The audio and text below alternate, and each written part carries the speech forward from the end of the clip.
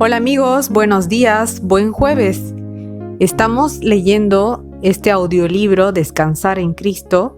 Vamos en el capítulo 6 y estamos en la segunda parte de este capítulo titulado ¿Cómo hallar descanso en los lazos familiares turbulentos? Profundicemos. El poder del pacto. Hoy, cuando dos grandes empresas quieren fusionarse, necesitan ejércitos de abogados que pasen meses redactando documentos legales que van desde una carta de intención hasta el acuerdo final de adquisición. Deben ocuparse de las regulaciones gubernamentales que afectan la fusión, trabajar con los sindicatos sobre cuestiones laborales, considerar la financiación de las obligaciones de jubilación y mucho más. En los tiempos bíblicos, dos partes concertaban un pacto mediante la promulgación de un ritual que involucraba un animal de sacrificio que se cortaba en dos mitades. Encontramos un buen ejemplo de este ritual en Génesis 15, que acompaña el pacto entre el Señor y Abraham. Los elementos de los rituales del pacto bíblico incluían una presentación de ambas partes, una revisión de las interacciones pasadas, las condiciones del pacto y las consecuencias, bendiciones y maldiciones que le ocurrirían a la parte que rompiera el pacto. Curiosamente, los pactos bíblicos siempre se basan en la iniciativa de Dios. Él inicia todos los pactos, ofrece la seguridad del pacto y también destaca las consecuencias futuras del pacto. En el caso de Génesis 15, Dios inicia la conversación con Abraham.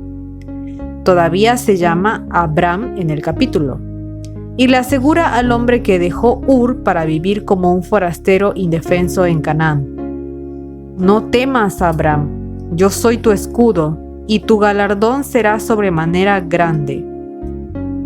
Hacemos bien en recordar que el pacto de Dios con Abraham y sus descendientes no se basa en la respuesta de fe de Abraham, aunque se requiere fe, sino que siempre comienza con la promesa de Dios.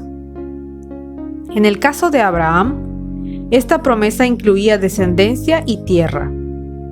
Otros pactos importantes incluyeron el que realizó con Noé. Ver Génesis 8:20 y 9:17. El pacto de Dios con Israel en el monte Sinaí. Ver Éxodo 19:5 y 6, 20 al 23, y el pacto de Dios con David. Ver 2 de Samuel 7, 1 al 17. Sin embargo, en la base de todas estas expresiones del deseo de Dios de salvar a la humanidad, se encuentra su pacto eterno. La frase pacto eterno aparece solo una vez en el Nuevo Testamento, en Hebreos 13:20. El teólogo adventista Peter Van Bemmelen señala: sin embargo, es evidente que el pacto eterno que Dios estableció con Abraham y su simiente, con el pueblo de Israel y con el rey David, encuentra su cumplimiento en la persona de Jesús de Nazaret. Este pacto eterno se fundó en el acuerdo dentro de las tres personas de la deidad, establecido antes de la fundación del mundo para salvar a la humanidad caída. Esto también lo confirma Elena de White, quien escribió en 1901. El pacto de misericordia fue establecido antes de la fundación del mundo. Ha existido desde toda la eternidad y se llama pacto eterno. Tan ciertamente como que nunca hubo un momento en el que Dios no existiera, nunca hubo un momento en el que no fuera el deleite de la mente eterna manifestar su gracia a la humanidad. El teólogo sistemático adventista Norman Gully ofrece este útil resumen de la teología del pacto bíblico. La intención de Dios era que los pactos entre Él y la humanidad reflejaran el amor recíproco dentro del ser interior trinitario de Dios. Por parte de Dios, el amor por los seres humanos nunca ha cambiado, pero los seres humanos en su mayor parte no han respondido a este amor. Es solo dentro del contexto del amor eterno de Dios manifestado en su pacto eterno, que podemos comprender mejor el pacto antiguo y el nuevo, o ver la compatibilidad entre el Sinaí y el nuevo pacto. Por motivos lingüísticos y teológicos, los pactos posteriores son una renovación del pacto original con los seres humanos. El nuevo pacto es una renovación del pacto del Sinaí, que en sí mismo es una renovación del pacto con Abraham, y todos los pactos son una renovación del pacto original de la creación. La realidad del pueblo del pacto de Dios, como ya se señaló anteriormente, estaba muy alejada del ideal de Dios. La disfunción reinaba suprema, tanto en el pueblo del pacto del Antiguo Testamento como en la iglesia cristiana primitiva posterior. Ver, por ejemplo, algunas de las narraciones de Hechos que describen tensiones raciales entre cristianos judíos y cristianos gentiles, o los conflictos teológicos ilustrados por Pedro y el enfrentamiento de Pablo en Antioquía, como se indica en Gálatas 2, 11 al 21. Sin embargo, a pesar de estas disfunciones y desafíos, el compromiso de Dios de salvar a la humanidad caída, incluido su pueblo y posteriormente su iglesia, ha sido inquebrantable. El amor y la gracia de Dios se encuentran en el corazón de su pacto fiel, eterno e inmutable, que nos ofrece un camino de regreso a casa.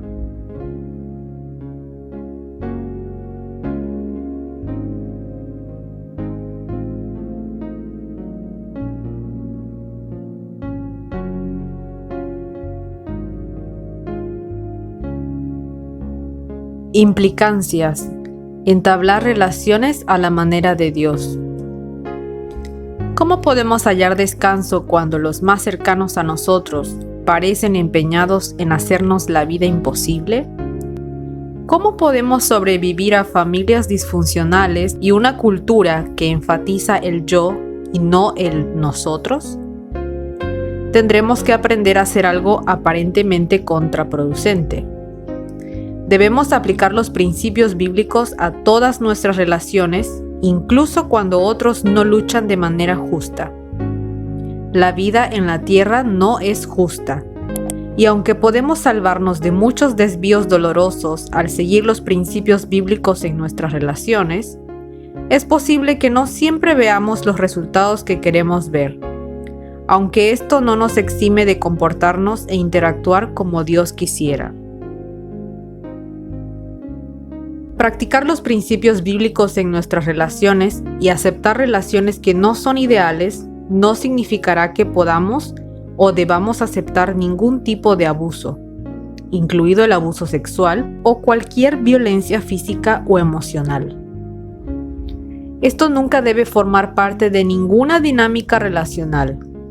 No es solo un asunto privado que debe resolverse internamente.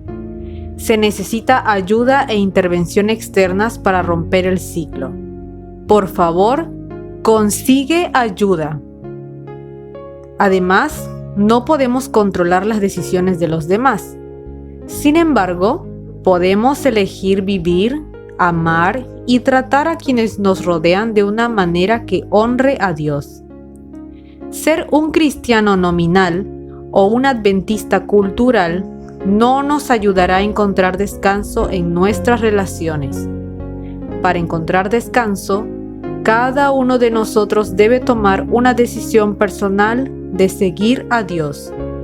Incluso si nuestros antepasados fueron gigantes espirituales, esto no se transmite genéticamente. Recuerda, Dios solo tiene hijos, no nietos.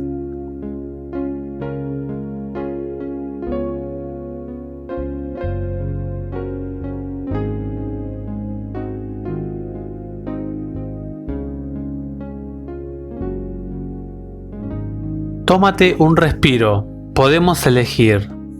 No existe una ley natural que sugiera que la disfunción automáticamente genera más disfunción. Tenemos opciones, Y la palabra de Dios nos invita a tomar buenas decisiones. A los cielos y a la tierra llamo por testigos hoy contra vosotros, que os he puesto delante la vida y la muerte, la bendición y la maldición. Escoge pues la vida para que vivas tú y tu descendencia. Deuteronomio 30:19.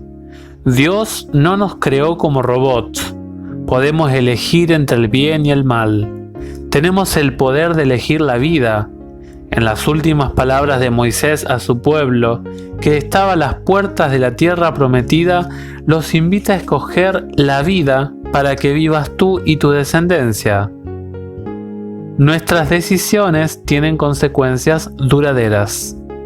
Ahora pues, temed a Jehová y servidle con integridad y en verdad, y quitad entre vosotros los dioses a los cuales sirvieron vuestros padres al otro lado del río y en Egipto, y servid a Jehová.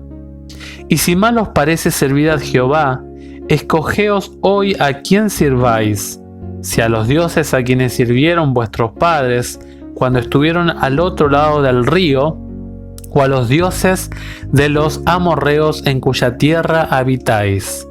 Pero yo y mi casa serviremos a Jehová. Josué 24, 14 y 15. Al final de la larga campaña militar, Josué llama a los líderes de Israel a Siquem para renovar el pacto con el Señor. Él sabe que, cuando las cosas van bien, tendemos a relajarnos en nuestra relación con Dios. En primer lugar, les recuerda la historia del llamado inicial de Dios a Abraham y sus descendientes, y también su liberación de Israel de la esclavitud en Egipto. Luego, le presenta al pueblo dos opciones.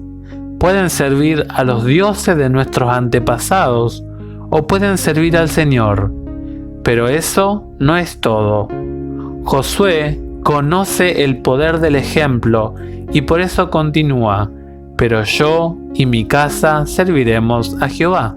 Versículo 15. Cuando elegimos a Dios, ya hemos comenzado a romper la esclavitud de la disfunción.